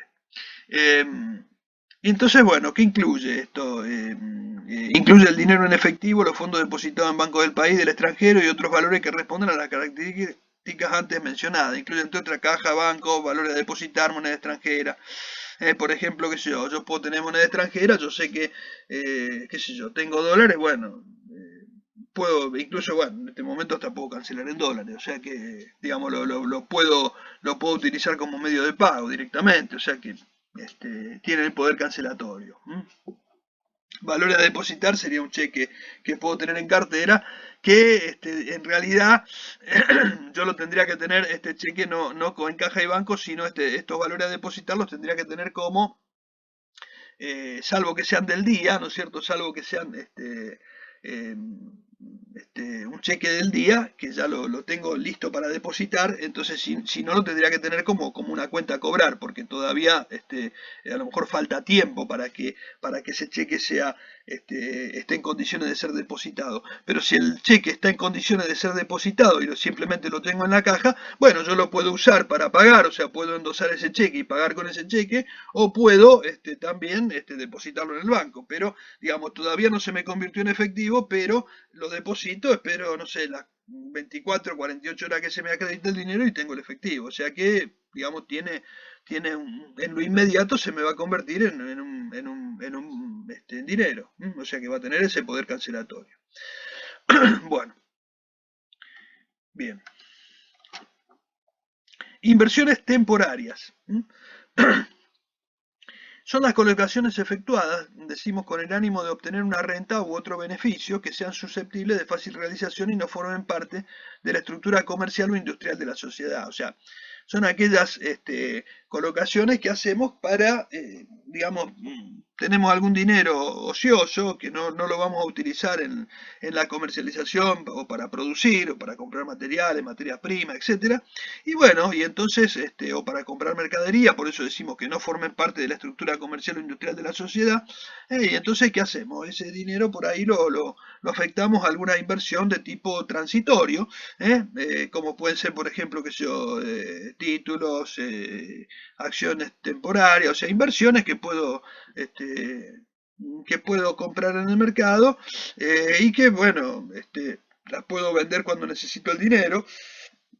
eh, y a veces espero que venza el plazo, a veces las puedo comercializar antes, vender antes, es decir, hacerme el dinero y mientras tanto, bueno, ir generando algún tipo de rentabilidad.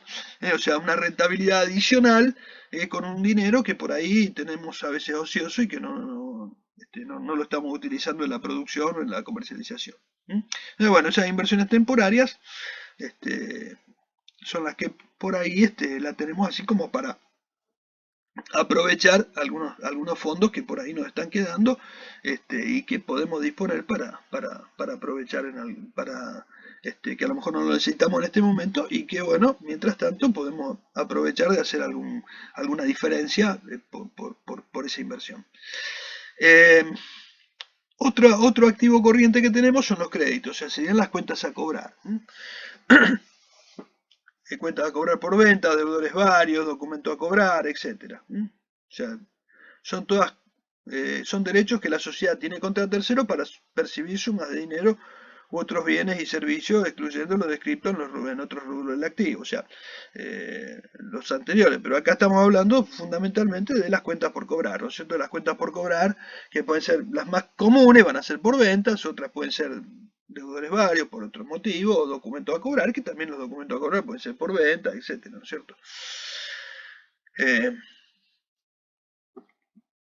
Bueno, y estos serían todos los créditos. Los créditos deben discriminarse, los créditos por venta de los bienes y servicios correspondientes a las actividades habituales del ente de las que no tengan ese origen. O sea, normalmente, por eso decimos que dentro de las cuentas por cobrar que tenemos, discriminamos aquellas que son cuentas por cobrar por venta de las otras.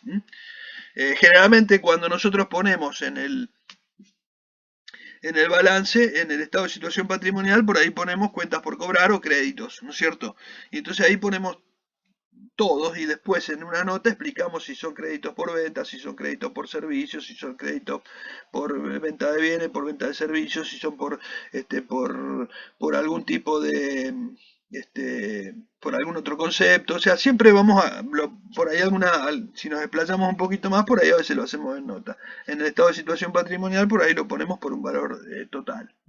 Y después lo explicamos un poquito en las notas. Pero bueno, son los conceptos que estamos poniendo dentro del activo. Bien. Acá, bueno, hablábamos de los créditos por venta. Acá una cosa importante de los créditos por venta que comprende los derechos de cobrar originados en operaciones de venta, incluye entre otras, bueno, acá ve, por ejemplo, tienen, dentro de los créditos por venta podemos tener deudores por ventas, deudores morosos, deudores en gestión judicial, documentos a cobrar, etcétera. ¿Y esto por qué a veces lo abrimos así? Esto, por ahí en créditos por venta ponemos todo el bloque de créditos por venta y después nota, por ahí explicamos cuáles son deudores por ventas comunes, o sea, los que, digamos, no tienen ningún problema, simplemente nos están debiendo porque tienen un plazo para pagar y bueno, y simplemente, digamos, están actuando dentro de la normalidad. Los deudores morosos, aquellos que, por ejemplo, no nos están pagando, o sea, están demorados en el pago, que no son, digamos, que por ahí a veces todavía no llegamos a una instancia muy complicada, pero que, digamos, se nos empieza a complicar cobrar. Y, por ejemplo, después ya los deudores en gestión judicial, que ya son los que pasaron la instancia de moroso y ya a lo mejor pasaron a una etapa donde ya no le podemos cobrar y por ahí tenemos que iniciar algún tipo de acción judicial para poder cobrar. Los documentos a cobrar que por ahí son algún pagaré que tenemos, algún cheque a cobrar, etcétera. Pero por otro lado, este rubro es uno de los rubros que por ahí a veces puede tener una partida de ajuste de la evaluación, fundamentalmente por este aspecto. Deudores morosos, deudores en gestión judicial. Muchas veces, nosotros, si por ejemplo nosotros tenemos deudores morosos, deudores en gestión judicial, nosotros ahí por ahí tenemos que llegar a constituir algún tipo de previsión para poder mandar a pérdida una parte por un posible no cobro de esa cuenta a cobrar. Por ejemplo, muchas veces nosotros podemos encontrarnos en una situación donde tenemos a lo mejor un deudor en gestión judicial y decimos, bueno, este deudor va a ser difícil cobrarle porque estamos en una situación complicada, por ahí a lo mejor hasta está en una situación comprometida o está en convocatoria, o está a punto de caer en quiebra. Entonces, bueno, es muy difícil por ahí cobrar, por ahí todo y a lo mejor si tenemos suerte cobramos una parte y entonces lo que hacemos normalmente es por ahí constituir algún tipo de previsión, es decir, mandar un pedacito de esa cuenta a cobrar o una parte o todo a pérdida, no sacarla de acá del activo, por eso se hace por medio de una previsión, porque si yo la saco del activo como que doy de baja la cuenta a cobrar. Lo que estoy haciendo con la previsión es constituir una previsión, es decir, tengo que cobrar 10 pesos, pero le voy a restar 5. Le voy a restar 5 como previsión, pero después si en algún momento eso lo puedo llegar a cobrar, doy vuelta a la previsión y entonces vuelvo otra vez atrás la registración y me quedo con la cuenta a cobrar completa. Pero eso lo que hago es, entonces, hacer esa previsión, mandar ese importe a pérdida por la posibilidad de no cobrar, de tener que encontrarme con que no la voy a poder cobrar. Entonces, en ese caso lo que hago es eso, constituir la previsión. Bueno, esta es una de las partidas por la que se puede llegar a ajustar la evaluación, deudores por venta. Bien. En otros créditos son derechos correspondientes a actividades no habituales, por ejemplo, qué sé yo, algún tipo de retención de impuestos, qué sé yo, retenciones de impuestos que son a veces retenciones que sufrimos de impuestos y que después las aprovechamos en algún tipo de, cuando tenemos que pagar por ahí, bueno, la podemos descontar, bueno, son otro tipo de créditos, qué sé yo, algún dinero que tenemos a cobrar a algún accionista porque le pagamos algo y nos debe, algún depósito entregado en garantía de alquiler, algún tipo de activo, ¿no es cierto?, que tenemos, digamos, que podemos llegar a efectivizar en breve, pero no tiene que ver con las ventas, ¿no es cierto? Es otra cosa, son otros créditos que podemos tener. Ahí podemos englobar cualquier otro tipo de crédito. Bien. Bienes de cambio. Bueno, los bienes de cambio son aquellos bienes que están destinados a la venta en el curso habitual de la actividad del ente o que se encuentran en proceso de producción para dicha venta o que resultan generalmente consumidos en la producción o comercialización de bienes o servicios que se destinan a la venta, así como los anticipos a proveedores por la compra de estos bienes, por ejemplo. Bueno, aquí nos referimos con esto. Vamos a empezar. Los bienes destinados a la venta en el curso habitual de la actividad del ente. O sea, son aquellos bienes de cambio que yo tengo. Si yo tengo mercadería en una estantería, bueno, esos bienes los tengo destinados a la venta. Yo tengo que ser una zapatería y tengo zapatos en mi stock ahí destinado a la venta, bueno, esos forman parte de los bienes de cambio. O que se encuentren en proceso de producción para dicha venta. Por ejemplo, ¿qué son? Las materias primas, los materiales, como decimos acá, materia prima, envase. Los productos terminados ya serían un equivalente a las mercaderías, nada más que las mercaderías, por ahí hablamos de aquellos bienes que son comprados, adquiridos, en su totalidad ya producidos, lo adquirimos simplemente para comercializarlo, para venderlo, y en cambio las materias primas son aquellos productos que lo vamos a consumir nosotros durante la producción y que después se van a transformar en un producto terminado.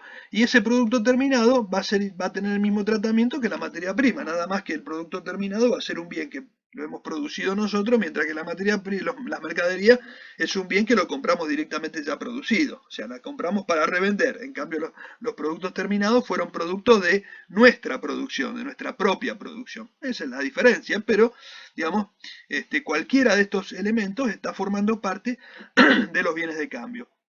Entonces, cuando nosotros decimos aquellos bienes que se encuentran en proceso de producción para dicha venta, o que resultan generalmente consumidos en la producción, que son las materias primas, los materiales, etc. Son aquellos bienes que los tengo destinados, que se van a transformar en un producto terminado. También puedo tener dentro del stock productos semi-terminados, o sea, productos que todavía no los termine de fabricar, que están en una etapa de producción, pero que todavía no están terminados, o sea, no es una materia prima ni un material inicial, pero tienen un proceso de transformación intermedio y todavía, digamos, no lo pude, ese producto no está, digamos, terminado.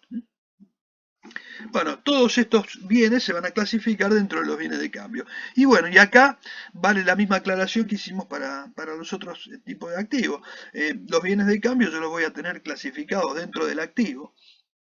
Y normalmente van a estar dentro del activo corriente porque son bienes que generalmente tienen proceso de producción o están destinados a la venta ya, o sea que los tengo salvo aquellos que los tengan en proceso de producción y cuyo plazo de producción exceda el año, que son los casos más raros, ¿no es cierto? Algún bien muy grande, muy importante, que puede ser que a lo mejor pueda acceder, entonces en ese caso podría clasificarse dentro del no corriente, pero si no lo voy a tener dentro del corriente. Todos estos bienes los voy a tener clasificados dentro de los bienes de cambio. Si yo hago un anticipo a proveedores por la compra de materiales, etcétera, también lo tengo clasificado dentro de lo que son bienes de cambio. Por otro lado, Les quería comentar, bueno, se me fue una cosita, una aclaración que les quería hacer. Eh,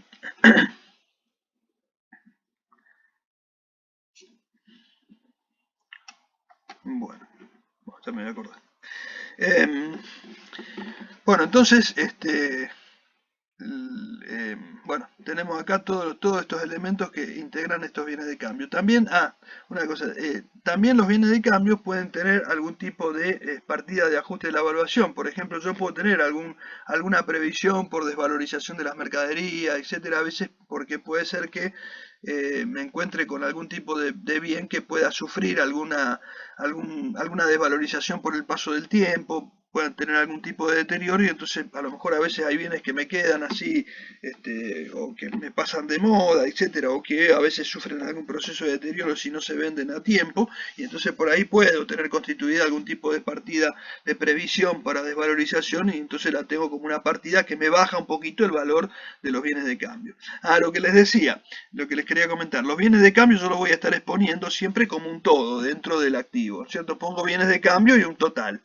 Y después, dentro de las notas, yo voy a todo esto que detallo acá, mercadería, materia prima, envase, productos terminados, etcétera, eso lo detallo en la nota. O sea, yo por ejemplo, en el estado de situación patrimonial, en forma sintética, pongo bienes de cambio y pongo un valor. Y después me voy a las notas y entonces en la nota tengo una nota de la composición del rubro bienes de cambio, y entonces digo, el rubro bienes de cambio se compone de mercaderías tanto, materia prima tanto, envase tanto, productos terminados tanto, o productos en proceso tanto. Bueno, o sea, voy detallando los distintos eh, rubros que van a conformar, o sea, las distintas cuentas que van a conformar ese rubro. Eso lo detallo, digamos, en las notas. No lo hago en el estado de situación patrimonial, porque si no se me haría un estado demasiado extenso y yo lo quiero en forma sintética. O sea, bienes de cambio, digamos, en el estado de situación patrimonial me interesa como un todo, porque en definitiva después si quiero ver algún grado de apertura me voy a la nota. Si no, normalmente por ahí me sirve así, directamente el total. Porque no tiene sentido que haga un estado demasiado extenso que después me complique un poco el análisis. Bien. Eh,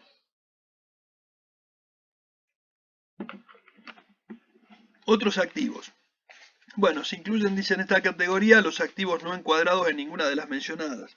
O sea, ¿qué otros activos? Bueno, acá por ejemplo da un ejemplo, bienes de uso desafectado, lo que yo les comentaba antes. Cuando por ejemplo a veces ustedes tienen algún bien de uso que lo desafectaron de la producción, dicen, bueno, tengo una máquina, esta máquina la voy a vender porque es una máquina que ya no estoy produciendo, no voy a producir con esta máquina, es una máquina que me ocasiona, no sé, la renové, cambié, compré una máquina nueva, esta máquina ya es vieja, tengo que, la voy a desafectar y la voy a poner a la venta. Bueno, entonces esa máquina que a lo mejor desafectó la tengo como otro activo directamente, porque a lo mejor ya la dejo como para venderla y la desafecté de lo que sería mi activo, de lo que sería los bienes de uso. Entonces lo desafecto de bienes de uso y lo pongo dentro de otros activos, porque a lo mejor es una máquina que la voy a vender. Sí, decime.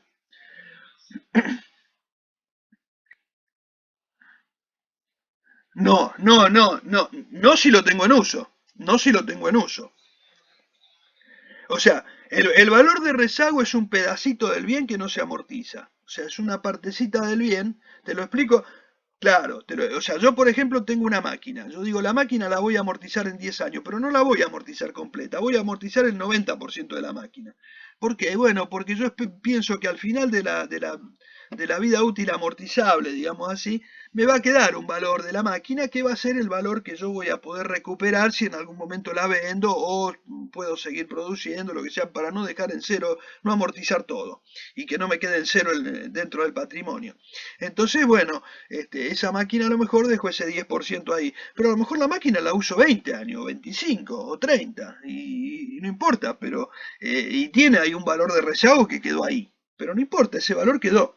La máquina no la pongo en el activo corriente porque la tengo en uso, la está produciendo, la tengo, digamos, en actividad esa máquina, entonces no la voy a poner dentro de lo que es el activo corriente. Estos son bienes de uso que yo desafecto, o sea que directamente digo, no la voy a usar más. Yo digo, tengo como vos decía el rodado. Bueno, el rodado por el valor de rezago, por lo que sea, me quedó el valor residual que me quedó, de los cuales una parte del valor residual, o sea, puede ser el valor de rezago o solamente el valor de rezago si es que amorticé toda la parte amortizable. O sea, me quedó un valor dentro del activo y yo digo, este coche lo voy a vender porque lo quiero cambiar, quiero renovar la unidad. Entonces digo, bueno, lo puse a la venta, bueno, lo paso a otros activos y lo pongo dentro del activo corriente, ¿no es cierto? Y bueno, y está ahí, lo tengo para vender.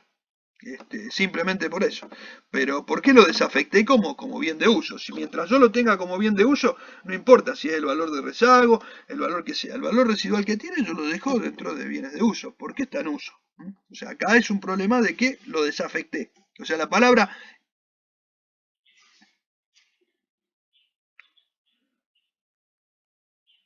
claro, acá sí, acá estamos analizando el corriente, ¿no es cierto?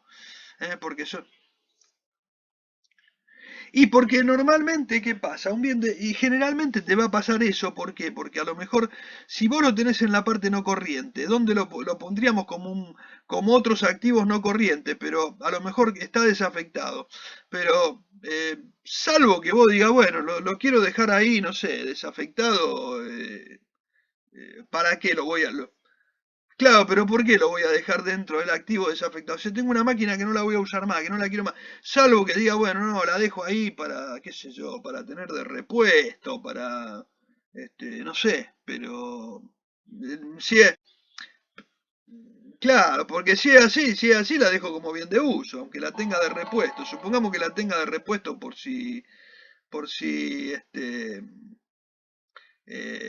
no sé, si por ahí tengo, tengo una máquina y digo, qué sé yo, no, esta máquina no la voy a usar porque compré una nueva y la verdad que esta es vieja, qué sé yo, pero la tengo acá, la dejo ahí en el activo porque la voy a seguir manteniendo porque si algún día la otra tengo algún problema, de última me saca del agua si tengo algún inconveniente de producción. Entonces, bueno, la dejo ahí.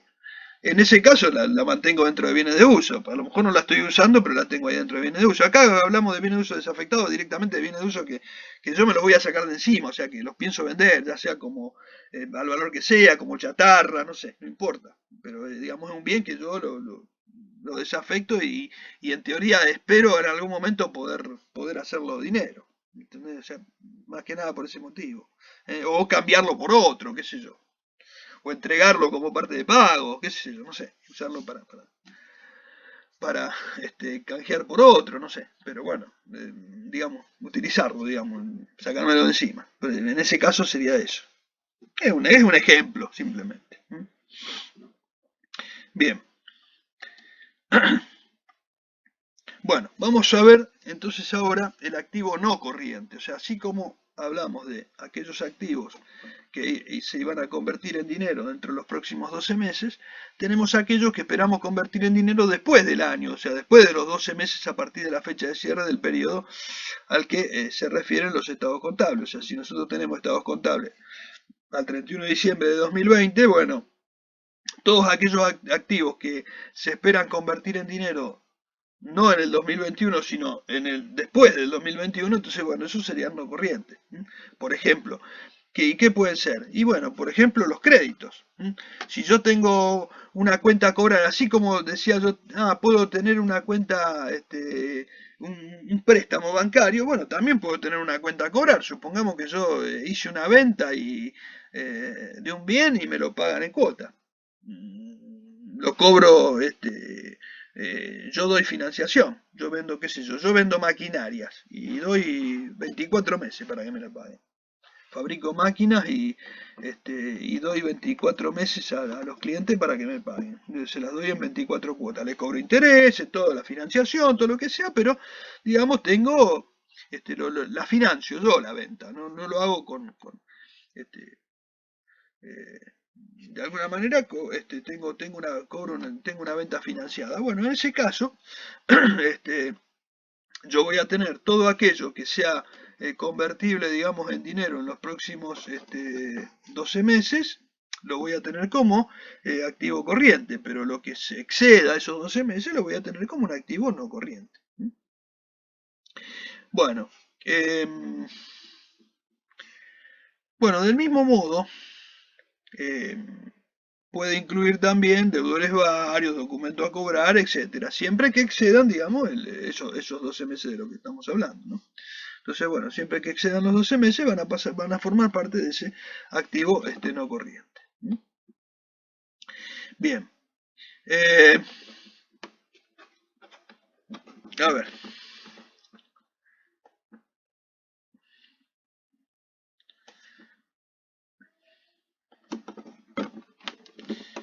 Bueno.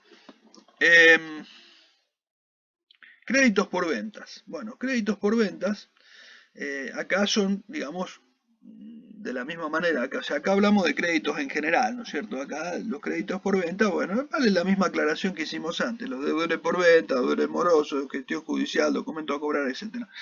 O sea, es lo mismo, o sea, pero son todos aquellos, digamos, que excedan siempre los 12 meses. O sea, tiene la misma clasificación que en el corriente, pero con todo lo que excedan los 12 meses. Es simplemente eso. Bien. En otros créditos lo mismo.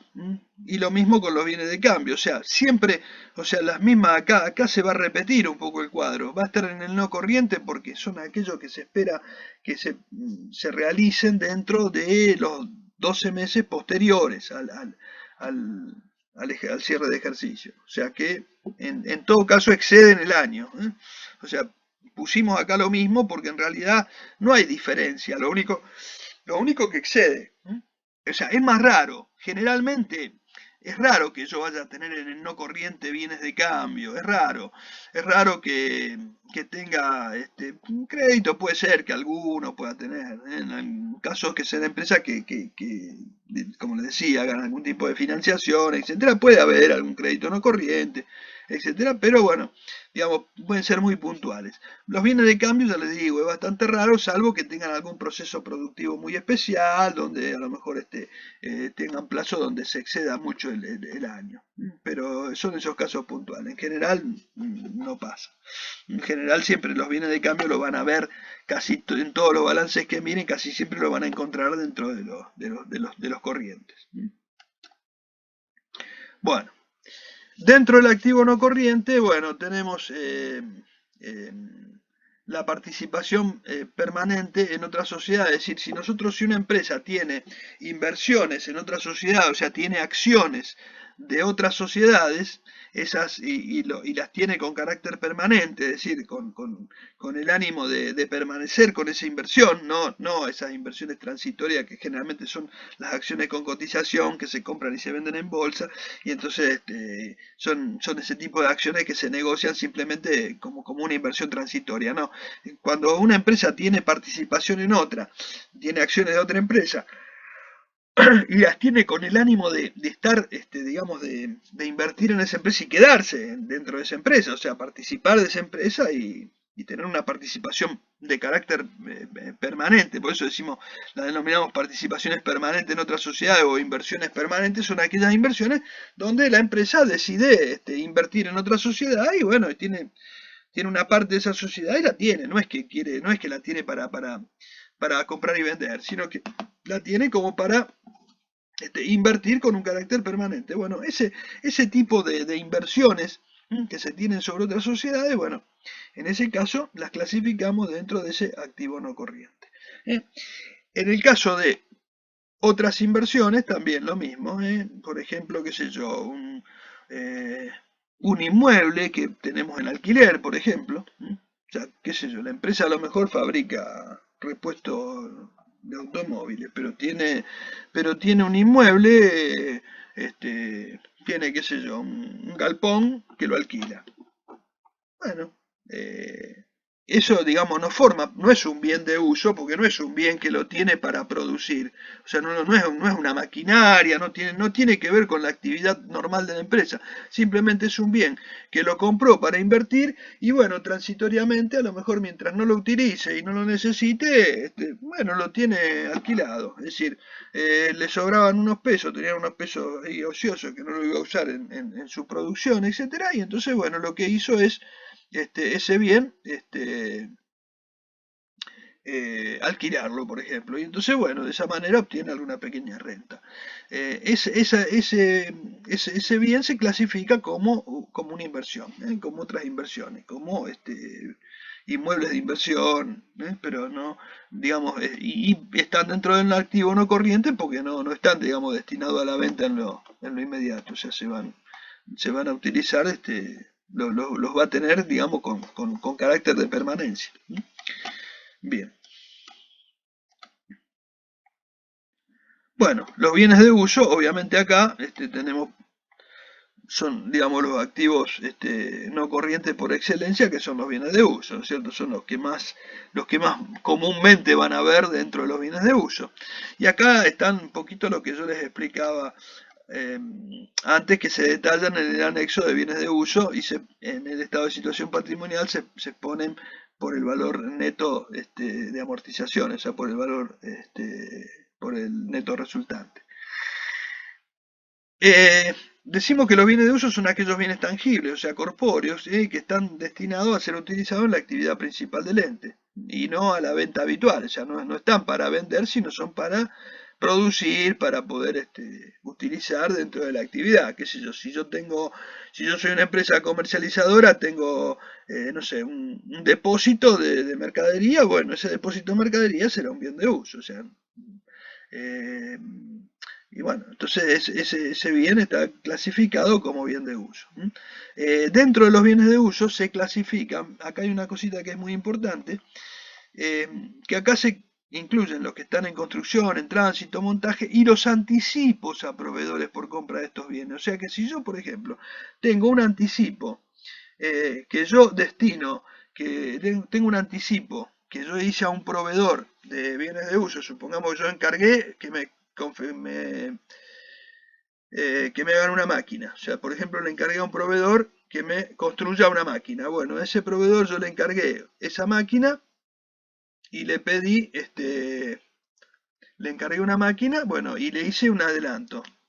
Él me pidió, bueno, que le anticipe el 40% para la compra de materiales, para la copia de materiales. Entonces yo le hice el anticipo. Bueno, ese anticipo yo ya lo clasifico dentro de bienes de uso. ¿Por qué? Porque es un dinero, porque eso se va a convertir en bien de uso. Entonces lo pongo como un anticipo para compras de bienes de uso. O sea, ya lo clasifico dentro del rubro bienes de uso. Ya lo empiezo a incluir dentro de bienes de uso. No es una creencia que yo tengo con el proveedor, no, porque es un dinero que se me va a convertir en un bien de uso. Es decir, yo lo di para que ya forme parte del rubro de bienes de uso. Entonces ya lo clasifico dentro de ese rubro. ¿Y por qué me anticipo a ponerlo ahí? Bueno, porque va a terminar siendo eso. Entonces, lo lógico es que ya forme parte de ese rubro. Va a quedar, porque es un dinero que no lo voy a cobrar ni nada. No es que lo tengo, porque lo lógico, porque si yo te entrego un anticipo, en realidad lo que tengo es una cuenta a cobrar. Mientras vos no me entregues nada, yo lo que tengo es un dinero que te entregué y bueno, en definitiva tengo una cuenta a cobrar, pero esa cuenta a cobrar, ¿dónde la clasifico? Y bueno, la clasifico dentro de bienes de uso, porque en realidad se va a terminar convirtiendo en un bien de uso y ya mismo, ya de entrada lo pongo como un activo ya inmovilizado, porque eso me va a terminar quedando dentro de ese rubro. Bueno, eh, bueno, están los bienes que incluyen, ¿no es cierto? Inmuebles, rodados, muebles y útiles, maquinaria, etcétera. Son todos los bienes, digamos, que se pueden llegar a incluir así. Bien. Y después también tenemos los activos intangibles. ¿Qué son los activos intangibles? Bueno, eh, los intangibles son aquellos que no son corpóreos, ¿no es cierto? Son aquellos que son, por ejemplo, representativos de franquicias, privilegios u otros similares. Incluyendo también los anticipos por su adquisición. Por ejemplo, qué sé yo, si yo tengo un derecho de propiedad intelectual, una patente, una marca, una licencia, etcétera. Forman parte de bienes, son lo que se llaman bienes inmateriales, son bienes que o sea, se adquiere eso, no es algo que yo lo autogenero, ¿eh? O sea, no es una marca que yo tengo y la autogenero y le pongo un valor. No, yo tengo que haber pagado eso. Yo cuando, por ejemplo, obtengo una franquicia o algo así, bueno, hago un aporte, hago un pago. Bueno, eso digamos, lo puedo activar, ese bien intangible lo activo y de la misma manera que un bien de uso lo voy a amortizar, porque hay un tiempo. Yo, por ejemplo, a lo mejor tengo una marca, adquiero una marca, o bueno, y esa marca la puedo llegar a amortizar o amortizar en gran parte o no, depende, ¿cierto? Depende cómo haya sido la adquisición. Pero, por ejemplo, qué sé yo, una licencia, una patente, un derecho para utilización a lo mejor tiene un tiempo, bueno, lo puedo llegar a amortizar, ¿eh?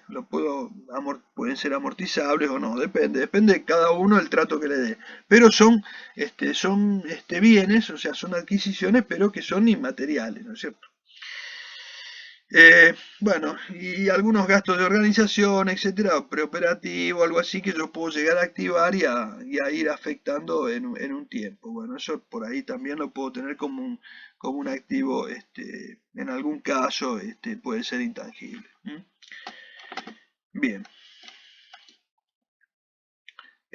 Otros activos, bueno, acá puse ver activos corrientes porque en definitiva son aquellos activos que son otros tipos de activos que yo los que yo los puedo clasificar dentro de este rubro, dentro de otros activos, ¿no es cierto? Pero que por alguna característica, digamos porque excedan los 12 meses, pueden llegar a ser no corrientes. Bueno, es el único, es ese caso, esa es la diferencia, pero después el concepto siempre es el mismo.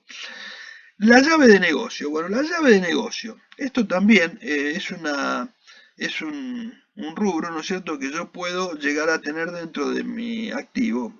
Para yo tener una llave de negocio, ¿cómo se origina una llave de negocio? Bueno, la llave de negocio, en primer lugar, la tengo que haber pagado. O sea, ¿y cuándo yo tengo una llave de negocio? Por ejemplo, si yo compro un negocio, compro una empresa o algo así. Yo tengo un valor, por ejemplo, que tiene la empresa, y puede haber un valor que exceda el valor que tiene la empresa. Supongamos que yo compro los activos y los pasivos de la empresa, y están, digamos, valuados en determinado monto. Entonces yo compro esa empresa, pero resulta que yo no pago ese valor, pago más, ¿eh? Puedo pagar más. Entonces, si yo pago más o pago menos, pues si pago más, tendré esa diferencia como una llave positiva. Si pago menos, esa llave será negativa. Pero ¿qué quiere decir esa llave? Si yo, por ejemplo, pago más de lo que dice la empresa, ¿qué estoy pagando? Y estoy pagando la posibilidad de obtener utilidades en el futuro. O sea, ¿por qué la voy a pagar más cara? ¿Por qué si una empresa vale 10 pesos yo la voy a pagar 15? Y bueno, porque a lo mejor es una empresa que da buenas utilidades y el que la vende, digamos, se cotiza y dice, bueno, yo no quiero seguir más con este negocio porque no quiero vender, pero, digamos, la voy a vender bien y voy a cobrar un mayor valor porque esta empresa está produciendo utilidades y todo. Y el que la compra dice, bueno, yo la pago un poquito más porque esta empresa en el futuro me va a producir buenas utilidades y con esas utilidades voy a recuperar este mayor valor que pago ahora. Entonces, esa llave no la mando a pérdida como un mayor precio que pagué por algo que vale menos, sino que yo esa diferencia la activo dentro de lo que yo pagué, la tomo como un activo y la voy amortizando en el tiempo que espero que se vaya cancelando con las utilidades. O sea, la amortización va a ser un costo para mí, pero ese costo se me va a ir cruzando con las utilidades futuras que vaya obteniendo. Entonces, digamos, esa llave, ese mayor valor que yo pago, se me va a ir amortizando, digamos, se me va a ir cruzando con las utilidades futuras que yo vaya teniendo. Bueno, por otro lado, si fuera negativa sería al revés, estoy pagando menos y bueno, ¿por qué? Porque digamos, voy a tener como una amortización positiva que se me va a compensar con futuras posibles pérdidas o no, no sé. Pero bueno, son casos muy puntuales. Simplemente lo que quiero que quede claro de la llave, no vamos a dar ejercitación de llave ni nada, simplemente lo único que les quiero comentar es esto, ¿no es cierto? Que la llave de negocio tiene que ser eh, por el hecho de que yo haya decidido pagar un mayor valor por la empresa que estoy adquiriendo y para poder contabilizar una llave yo tengo que haberla pagado. No puede ser que una llave sea autogenerada, o sea, yo no puedo decir, esta empresa que compro vale un 50% más y activo un valor llave, porque no, eso no lo puedo hacer. Yo tengo que activar el valor por el valor si yo lo pagué. Si yo no lo pagué, no puedo activar nada. Eso es así. Eso ténganlo claro. O sea, las llaves no pueden ser autogeneradas. Bien. Bueno, tendríamos que arrancar con pasivo. Digamos, vamos a parar acá, así después arrancamos con el tema completo de pasivo, ¿cierto? En la próxima clase. ¿Hay alguna pregunta, alguna duda que tienen, que les haya podido quedar sobre esto? Bueno, bueno. Bueno, perfecto. Bueno, el material entonces lo tienen, o sea que, digamos, todo esto ya tienen material para la clase que viene y para lo que sigamos viendo en otras clases, porque tenemos varios temitas para ver, por ahí en algunos nos vamos a detener un poquitito más, hacer alguna explicación más, o sea que acá vamos más o menos rápido porque estamos un poquito hablando así más teórico. Y por ahí yo también voy medio rápido, pero bueno, total de última después si es necesario ustedes me interrumpen todas las dudas, con cualquier duda que tengan, y si hay algo puntual lo vemos. Y obviamente que después eh, si nos sobra un poco de tiempo, bueno, lo usaremos para repaso de estos temas o de los que sean. Así que bueno, entonces, bueno, nos vemos el lunes. Sí, señor, sí, sí, claro que sí. Sí,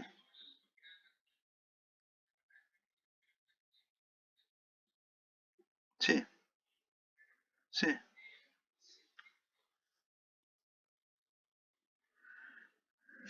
Mira, mira, por el momento manejate con eso, porque es lo que estamos dando. Mira, puede haber algún temita ahí en la bibliografía, pero por ahí con los temas de bibliografía estamos un poquito. Sí, sí, por ahí podés ampliar si querés con algún libro, si algún tema no lo tenés muy claro, verlo con los libros que están en la bibliografía, pero a veces por ahí también son un poquito más complicados y por ahí, bueno, estamos tratando de no ir tan fino, a veces son demasiado contables y por ahí lo que queremos es que tengan un poquito más de enfoque administrativo, entonces por ahí, por eso tampoco le estamos exigiendo demasiado con la parte de esa bibliografía. Bueno, bueno, bueno, perfecto. Sí, sí.